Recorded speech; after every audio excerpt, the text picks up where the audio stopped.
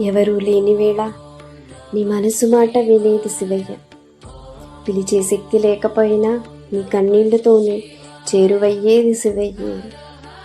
తప్పులు చూసే లోకం మధ్యలో నీ తలవంచిన మనస్సునే అంగీకరించారు. లోకానికి నీవు ఓ సామాన్యుడివే, కానీ శివుని దగ్గర నీ మనసే నీ గుర్తింపు. నీవు అడిగింది ఇవ్వకపోయినా నీకు కావలసిన బలాన్ని మాత్రం ఇస్తారు. భస్మం శరీరంపై కాదు, నీ అహంకారంపై పూసిన మహాదేవుడు.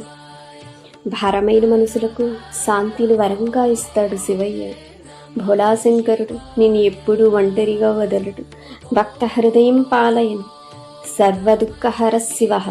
సత్యం జ్ఞానం అనంతంచ నమామి మహేశ్వరం. కరుణాసాగరం దేవం శరణాగత వత్సలం. శివం శంకరమాధ్యం నమామి భోళాశంకరం.